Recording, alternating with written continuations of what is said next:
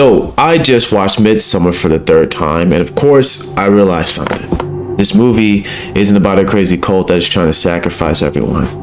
It's about what happens when someone you trusted for years decides you're no longer worth standing by.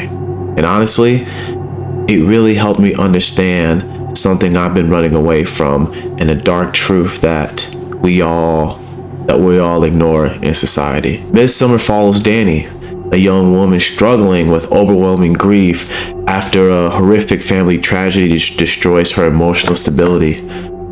Unfortunately, she's already trapped in a failing relationship with her emotionally distant boyfriend, Christian, and Dani joins him and his friends on a trip to Sweden to visit a remote commune during a rare midsummer festival. They are known as the Hårga people. At first, the Hårga people seem very peaceful, spiritual, and very welcoming. Everything is bright, colorful, and strangely comforting, and I realize the movie does that on purpose. But beneath all the beauty is something deeply disturbing, and as the festival unfolds and as the film unfolds, the group witnesses increasingly violent rituals connected to the Hårga's belief about death, sacrifice, rebirth, and, of course, emotional unity. While Christian and his friends become consumed by selfishness, curiosity, and personal ambition during this trip, Dani slowly finds herself emotionally embraced by the Hårga people in ways that her own relationship never provided. And as the film goes on, the friends go missing one by one, being killed by the cult, showing that the Hårga people is not friendly people that we assume them to be, and that there is something much more dangerous with them and their intentions. And this is the scariest part of the movie, because it seems like the horror is happening around Dani, but not to Dani. And as the horror escalates, Dani begins to realize that Christian had emotionally abandoned her long before they even arrived in Sweden, and honestly long before that her own parents were killed by her sister. The commune, or to say the Hårga people, they manipulate her grief and isolate her further and position her as their main queen. And in the film's final act, Dani is given the ultimate choice: sacrifice a member of the Hårga people or sacrifice Christian. And after witnessing his betrayal and emotional detachment throughout the film, Dani chooses to sacrifice Christian. And Christian is sewn inside of a bear and burned alive inside of a ceremonial temple alongside other sacrifices, including the friends that were going missing and the friends that were being killed. And as the building burns, Dani initially cries in agony alongside the screaming Hårga members, but slowly her grief transforms into a very, very disturbing smile. And by the end of the film, the Hårga's horrifying rituals become intertwined with Dani's emotional transformation, culminating in one of the most unsettling and unfortunately emotionally complex endings in modern horror. And I love this movie so much. I think the film really leaves the audience questioning whether Dani found freedom from her pain or completely lost herself to it.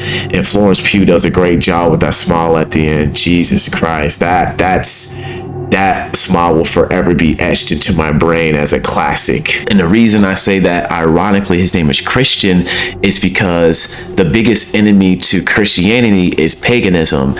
And essentially the cult in the movie, the Hårga people, are pagans because they're sacrificing to their pagan god and they have pagan beliefs, while Christian literally has the name of Christian from Christianity, which represents God and Jesus and so on and so forth. So it's kind of ironic that his name is Christian, and therefore they're killing Christianity at the end of the story. And Christian is emotionally distant throughout the entire movie. We know he wants to leave Dani, but he can't really bring himself to do it because at the beginning of the film, he thinks that he will miss her if he does leave. As you see in the film, she was trying to connect with him and reel him back in, but he just kept pushing her away. And as the movie goes on, Dani starts to see Christian for more and more for who he is. And by the time that Christian is sacrificed, Dani is already emotionally broken, finding comfort from the Hårga people. It's ironic that she has found more humanity and comfort from her cult that is sacrificing and killing her friends and people around her in the worst ways possible than from her own boyfriend and Christian. You see, that's what makes the Midsommar ending so devastating.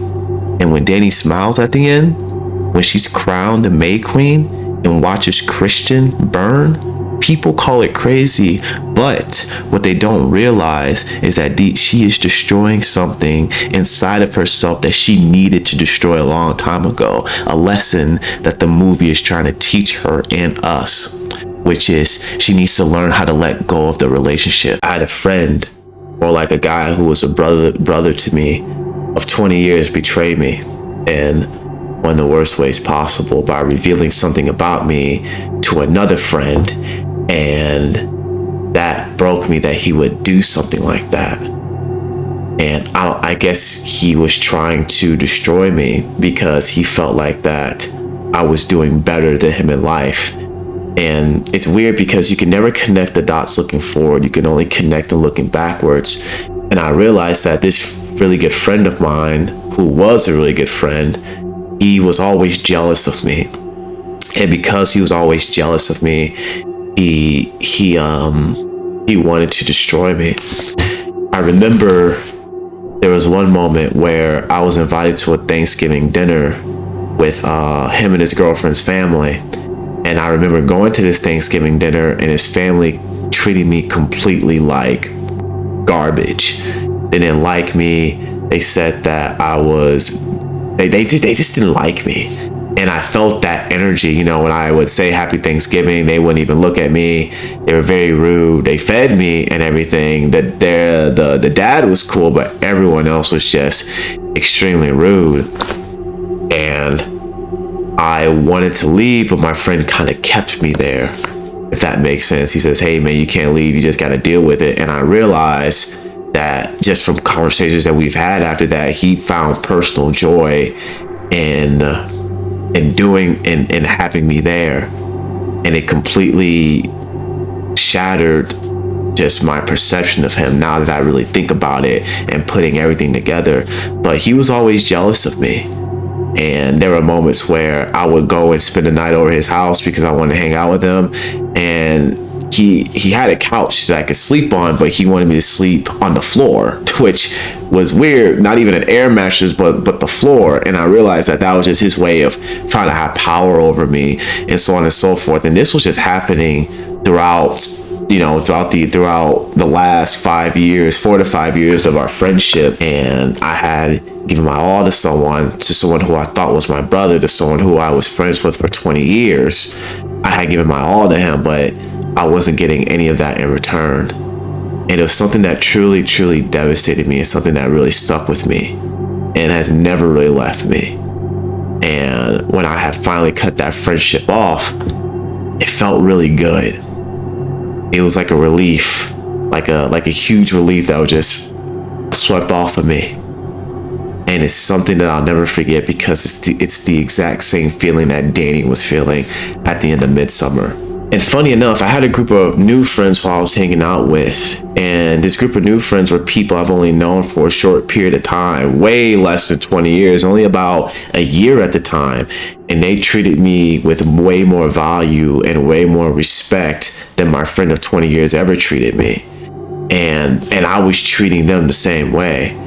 And it was interesting because I remember, as I'm growing a camaraderie with my new group of friends, I tell them about my former friend. And they asked me a really important question that really hit me. Why are you still friends with him? And I had talked to them about this after he had tried to make me sleep on the floor for the first time. They had asked, like, why are you still friends with him? And I honestly, I didn't have an answer. You know, the only answer I had was, well, we've been friends for 20 years. He's like a brother to me. And they were like, is he really a brother if he's making you sleep on the floor of his house when he has a couch you can sleep on? And that's when it really began to hit me. It's really that moment in the movie Midsommar where Pele asks Dani, essentially, why are you still with Dani? Does he make you feel at home? Does he bring you comfort? And he tells the story about how when his family, I believe they were sacrificed, like the old people in the script or in the movie, he talks about how the community surrounded him, so he never experienced loss because he had a family. And essentially, my new group of friends, who I had grown very close to in a short period of time, they treated me more as family than my best friend of 20 years ever did. And that's when I start to realize that I could no longer be friends with this person anymore. When someone you've known for 20 years turns their back on you, what they're really doing is telling you that the version of your relationship that you were carrying never existed. We were never on the same page. We were never in the same book. We were living in two different planets. And that realization that I mourned something that was already dead, that's the true horror. What this movie ultimately taught me is not to be naive, but not to be bitter either. I said that about The Thing, and I'll say it again here, because real betrayal, the kind that comes from someone who is supposed to be your friend, someone who is supposed to stand with you, doesn't mean you are stupid for trusting them. It just means they weren't built to stand in that spot. And that's on them. Not on me. More importantly, not on you. Thank you for listening. Thank you for watching the video. Please like, comment, and subscribe. And I'll see you guys next time. Thank you.